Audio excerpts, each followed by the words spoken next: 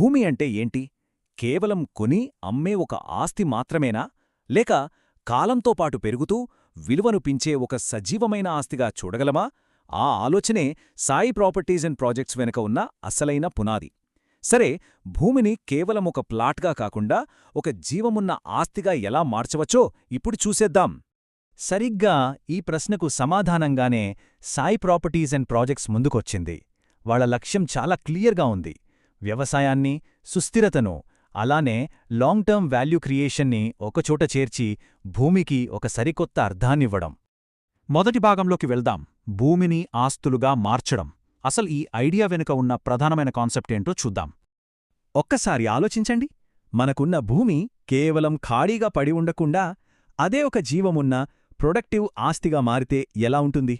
ఇది real estate investment గురించి మనం ఆలోచించే పద్ధతినే మార్చేస్తుంది. సాయి ప్రాపర్టీస్ అండ్ ప్రాజెక్ట్స్ అంటే ఎస్పీపీ అనుసరించే మార్గం ఇదేనన్మాట. వాళ్లు కేవలం భూమిని అమ్మరు, దాన్ని ఒక సైంటిఫిక్ పద్ధతిలో మేనేజ్ చేస్తూ ఒక పనిచేసే ఎకోసిస్టంగా మారుస్తారు. ఇక రెండో భాగం ఒక వ్యవస్థాపకుడి ప్రయాణం. ఇంత వినూత్నమైన ఆలోచన వెనుక ఎవరున్నారు? ఆయనే చామకూరి శ్రీనివాసరావు. ఆయన ప్రయాణం గురించి తెలుసుకుంటేనే ఈ కంపెనీ ప్రత్యేకత ఏంటో మనకర్థమవుతుంది. చైర్మన్ చామకూరి శ్రీనివాసరావులో మనకు రెండు క్వాలిటీస్ కనిపిస్తాయి. ఒకటి, ఒక రీసెర్చర్కి ఉండే అనలిటికల్ మైండ్ సెట్. రెండు, ఒక రైతుకుండే సహజమైన అవగాహన. ఈ రెండింటి కాంబినేషనే వాళ్ల సక్సెస్కి కారణం. ఆయన జర్నీ ఒకసారి చూస్తే మార్కెటింగ్తో స్టార్ట్ అయింది. అక్కడ బిజినెస్ స్ట్రాటజీస్ నేర్చుకున్నారు. తర్వాత నేరుగా ఫీల్డ్లోకి దిగారు. ప్లాంటేషన్ రీసెర్చ్ చేశారు, సాగు చేశారు. ఇలా 3 వేర్వేరు రంగాల్లోని అనుభవంతో మార్కెట్లో ఒక ముఖ్యమైన గ్యాప్ని గుర్తించారు. ఆయన గుర్తించిన ఆ నిర్మాణాత్మక లోటు ఏంటంటే, సాధారణంగా మనం భూమిని ఎలా చూస్తాం? డెవలప్ చేయని ఒక ఖాళీ స్థలం, ఒక స్టాటిక్ ఇన్వెస్ట్మెంట్. కానీ ఈయన మోడల్ అలా కాదు. దాన్ని ఒక పనిచేసే పర్యావరణ వ్యవస్థగా, బయోలాజికల్ వాల్యూని క్రియేట్ చేసే ప్రొడక్టివ్ ఆస్తిగా మార్చింది. మూడో భాగం ఎర్రచందనం వ్యూహం. సరే, ఐడియా బావుంది. మరి దాన్ని ఆచరణలో పెట్టడానికి వాళ్ళొక హై వాల్యూ అసెట్ని ఎంచుకున్నారు. అదే ఎర్రచందనం. ఎర్రచందనం పేరు వినగానే దాని విలువ గుర్తుకొస్తుంది. ఇది మామూలు కలప కాదు. ఇది చాలా అరుదైన, అత్యంత విలువైన ఒక అగ్రికల్చరల్ అసెట్ అన్నమాట. దీనికి ప్రత్యేకమైన విలువ, డిమాండున్నాయి. మరి దీనికి అంత విలువ ఎందుకు? ఉదాహరణకి ఆర్ట్ అండ్ స్కల్ప్చర్స్ తీసుకోండి. చాలా సున్నితమైన చెక్కడాలు, ఖరీదైన కళాఖండాల తయారీలో ఎర్రచందనానికి సాటిలేదు. కళ మాత్రమే కాదు, సంగీతంలో కూడా దీనికి చాలా ప్రాముఖ్యత ఉంది. దీని డెన్సిటీ, టోనల్ స్టెబిలిటీ వల్ల చాలా ఖరీదైన సంగీత వాయిద్యాల తయారీలో దీన్ని ఉపయోగిస్తారు.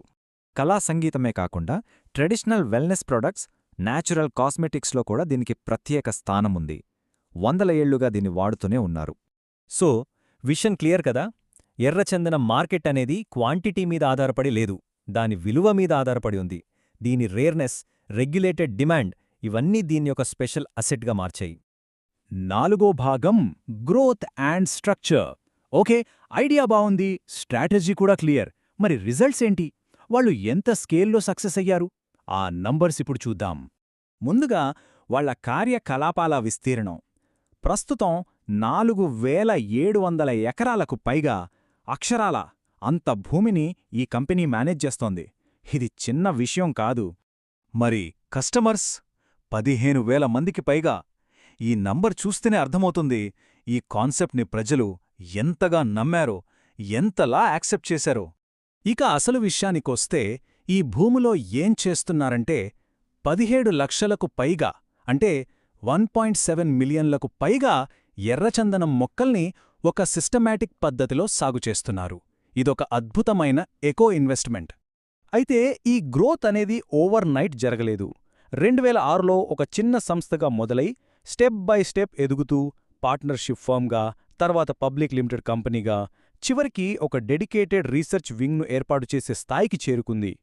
ఇక చివరి భాగం ఒక విలువ పర్యావరణ వ్యవస్థ.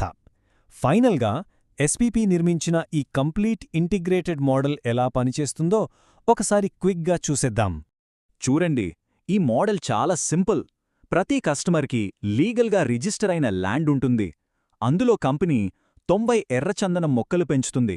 దానికి కావలసిన drip irrigation, solar power, security అన్నీ వాళ్లే చూసుకుంటారు. చివర్లో వచ్చే లాభాల్లో కస్టమర్కి 60%, కంపెనీకి 40%. చాలా క్లియర్ అండ్ ట్రాన్స్పరెంట్ పద్ధతి. సో మనం స్టార్టింగ్లో అడిగిన ప్రశ్నకు ఇక్కడ సమాధానం దొరుకుతుంది. కంపెనీ అల్టిమేట్ విజన్ ఏంటంటే ఒకేసారి పర్యావరణానికి మేలు చేస్తూ అదే సమయంలో ఫైనాన్షియల్గా కూడా మంచి విలువను సృష్టించడం. ఇదంతా చూశాక మన ముందుకొచ్చే ప్రశ్న ఒక్కటే: భూమి, వ్యవసాయం ఇంకా పెట్టుబడిని కలిపే ఈ మోడల్ సస్టైనబుల్ ఇన్వెస్ట్మెంట్ల భవిష్యత్తుకు ఇదేనా దారి? ఒక్కసారి ఆలోచించాల్సిన విషయమే.